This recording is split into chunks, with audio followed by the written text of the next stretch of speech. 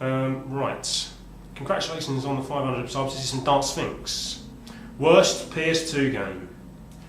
Worst PS2 game. This is a difficult one for me because I tend to avoid games that are. Just bad. I make sure I'm going to like a game before I buy it. Worst PS2 game. This is a real tough one actually. I'm really disappointed by Breath of Fire Dragon Quarter. That was just odd. It felt sort of constricted and like claustrophobic, and the battle engine made no sense to me. But that's only because I've not read the manual. But it was really disappointing. It's not the worst PS2 game by any stretch of the imagination. That could, well, there's just thousands of them, aren't there? Real bottom feeders of games. But off the top of my head, I have to say Dragon Quarter. It's disappointing because I like the first two so much, 3 and 4. And Dragon Quarter looks nice. It looks nice, but the game just, it was quite depressing, claustrophobic. So, second question from Dark Sphinx: what inspired you to start video making? Well, I've always been buying video games, and I saw other people making these videos and chronicling their collections and showing what they bought, sort of like week on weekend, going to car boot sales and things, and for some reason it sort of captured my imagination, and I thought, I realised that that's exactly what I've been doing. I've been sort of doing exactly the same thing,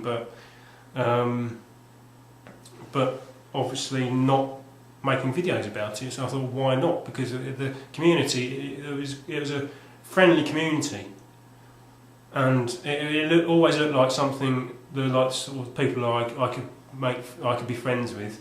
So I thought, why not? Because I'd find people that I've got something in common with, and we could end up being sort of good friends, regardless of the divide of the internet. And so it's almost to do with finding like-minded people, but also I don't know.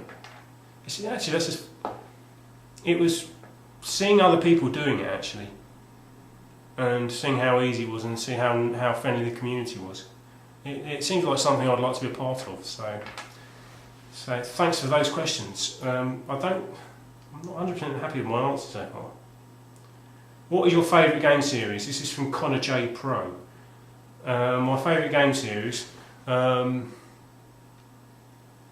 would have to be the Shiiitt series, because although they're in amongst those series, there are some stinkers like 4 and Tactics. I wasn't too chuffed with. I've not played 3, and I've not played the DS game. Is it Tier Christ? Tier Christ? I don't know, isn't it? But 1, 2, and 5, I've just played into the ground, and I love them. And there's something about them that just gets me. They're on the surface quite. They're quite standard, really, aren't they? Standard RPGs, but the sort of tiny little details add up to, so they become more than their whole, really. You know, more than the sum of their parts. That's what I was trying to say. I mean, obviously being an RPG fan, I can't forget Final Fantasies. But I think that the Final Fantasies being quite distinct from each other makes quite a difference in them not quite being me holding them in quite as high esteem as the Shiiitt series. But there are others, but there are other sort of series in other genres, but I've not actually they're not actually quite captured my imagination. I like the games individually, but not as I don't hold the series in quite high esteem. So, and your least favourite game series? I'd have to say the FIFAs. I've always been disappointed whenever I've played a FIFA game. I've not played the more modern iterations, but I've played I've played the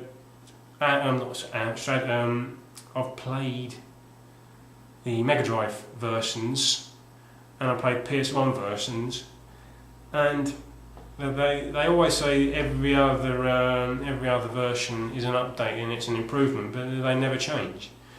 And the ones I can remember playing felt sort of floaty and uninvolved, and they didn't seem to have much soul, and there was too much emphasis placed on presentation. But as I hear that's changed, I hear that they've now surpassed the Pro Evo games, but I've not played either. I'm not willing to pay a lot of money for a sort of a brand new football game, especially because they drop in price so drastically. It just doesn't make sense to me. But then at the same time, I would quite like to play a football game, but then I want to play the most up-to-date one. How can I get the most up-to-date football game without paying over the odds? I can't, so that's why I don't play them. Oh, thanks for the question, mate. Cheers. Obsolete next week. I've already answered this question. On a scale of 1 to 10, can you send me free 3DS games? I can. It's in the realms of possibility where physics is concerned. You know, the laws of physics and so. It's a distinct possibility. It's not impossible. But when we're talking about probability, I have to say less, because for me to get free 3DS games, I mean, when we say free, would they be free for me? I don't know. Free for me? I'd have to steal them, in other words, unless I get given them or I win them. Then the likelihood of me sending them to you, a stranger, is nil. So for that, I'd have to say probably, if it has to be 1 to 10, I'd have to say 1 for probability. Possibility, yeah, it's totally possible. And 1, 2, 3, 4, 5, 6, 7, 8, 9, 10, 11, 12, 13, 14, sorry, 3. And sorry, this is, apologies for the pronunciations, but this is Kokoa Shuzen. Kokoa Shuzen. Sounds Japanese. What do you like and dislike about YouTube?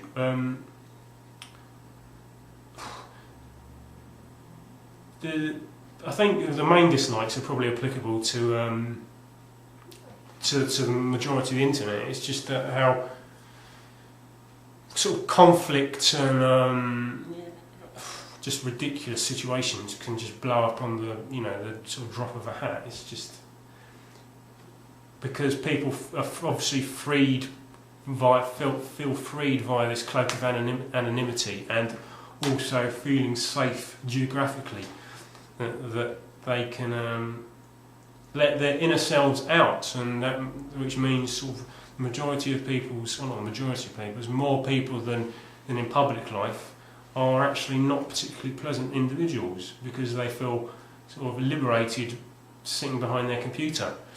It's like the sort of Freudian psychiatrist couch. You lie down on the psychiatrist couch, and you sort of look into space, and you let your inner self out. I think sort of, the internet's no different.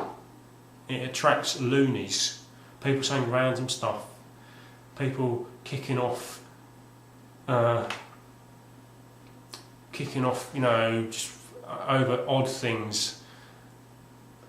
And it's just, some things are just so unwieldy about it, aren't they? About the whole thing, it's really frustrating. It creates these certain situations which you can't really do anything about. You just have to let them pass. But also the rating system seems unnecessary. I do like the idea of people being able to express their dissatisfaction or dislike for something that happens or that goes on, but it's abused. The thumb down thing gets abused. So my way around that, my suggestion would be to make thumb downs, remove the anonymity, so then at least they could be more constructive. People would be more discerning about using the facility. So if you see someone's thumbed down a video, you know, you'd have to be. It would be less of a spiked thing, you know. It would be, people would have to use it more constructively. So then naturally the thumb down thing would you'd remove the stigma of it. Oh no, I've got a thumb down, and your mind goes mad about why someone might dislike your video. I mean, to other people it might be clear, but to yourself it's not so clear, and it becomes a form of bullying, and that's what I dislike the most. What I like the most about YouTube is the community, it's specifically this community. You know, other online communities, things like Facebook, that's exactly what they are. They're sort of faceless, and it's easier in those sorts of communities like Bebo and MySpace and Twitter. Fucking Twitter. Makes no sense to me, but it's easier for an individual to construct their whole persona and to keep control over it. But when you've got people sitting in front of a camera, it's easier to see them as they are. It's more difficult for the individual to keep control of their image, so to speak, of their persona. So I think it creates sort of slightly more level-headed individuals, if that makes sense. Or I mean, it's easier to create a more friendly community, and I think the community by and large, I stress by and large, is probably slightly more friendly and open community than you would get in other places. So, what do you think of Australia? I mean, I've never been there. It's one of those. It's that sort of classic idea of never been there but always wanted to. I like Australians. They seem very, very similar to Brits, but just without this sort of a constricted class system. That, you know, they're optimistic and generally friendly people, but there's not a lot I can say. I mean, I've only ever had positive experiences of Australian people, one-to-one. I mean, they're cricketers and they're sports people, can be a bit. They're not good winners and they're not good losers. Actually, no, they are good losers. That's an annoying thing, is that they are good losers, and so you sort of feel sorry for them. I remember feeling sorry for in the last Ashes series, feeling sorry for Ricky Ponting. But then when he's winning, it's the last thing you feel is sorry for Ricky Ponting. Just cocky bastard. So. Yeah, I mean, like I say, on a one-to-one basis, I've only ever had positive experiences of Australia or Australians. I have to say Australians. I couldn't necessarily say what I think of Australia because I've never been there. I'd have to have a sort of direct, you know, like primary experience. Although I've just started watching a very funny program called Angry Boys by a guy called, what's his name? Chris. Well, it's called Angry Boys anyway, and it's brilliant. It's really sad but creative. So I recommend that to anyone. It's on BBC Three for people in the UK. I'm not sure it'd be anywhere else in the world, bar Australia. What's his name? It'll come to me. It'll come to me when I'm trying to think of it. Have you watched anime? Yeah, I've watched quite a lot of anime actually. Less so now. I used to watch a lot more a few years ago. I think certain websites I used to watch it on it's infected my computer with some dodgy things, so it sort of put me off. I have watched it for quite a long time. I mean, I first started when I was a youngster, when I was a teenager. But like I said, I've not watched it in a while. I mean, I seem to gravitate towards the slightly more retro ones, like my two favourites, some of my favourites are Fist of the North Star, you know, Hokuto Shinken, is that right? Yeah, Hokuto Noken. Hokuto Noken in Japanese. Or Fist of the North Star, anyway. I love the. It feels like my. It feels like my era, my generation, for my generation. Obviously, it's incredibly violent. I like the. I like the sort of the calling out moves before they perform and stuff like that, and the weird scaling thing that they have. That never made sense as a kid, but it does now. And another one I watched a lot of. I watched the whole series via a website. I'd never seen previously. Saint Seiya. I think it's the second series. I've not seen the first series. But that was brilliant. Just something about it captured my imagination. I think it's from the early 90s, and all the characters look like they're from Bon Jovi. But there's something about it which just captured my imagination, and I just sat there solid watching the whole thing, and it was brilliant. What got you into collecting video games, and how big is your collection? Well, I've always bought video games. I think I probably became more of a collector when I realised that a lot of the games that I'd traded or sold on, I always wanted to play again. As soon as I traded, or as soon as I moved them on, I always wanted to play them. So I just naturally, from that point on,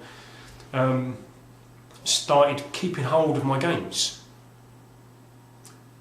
Because I don't want to, like, it's only recently I've bought back a few games that I had in the past and sold on, and then sort of missed ever since. So I think it sort of happened naturally rather than being sort of a conscious thing. I mean, I still wouldn't necessarily call myself a collector as such. It's just I don't get rid of my games unless I'm absolutely certain, and if they're duplicates or stuff like that. So my collection, I think my PS2 collection is about 130. My PS1 collection's probably similar.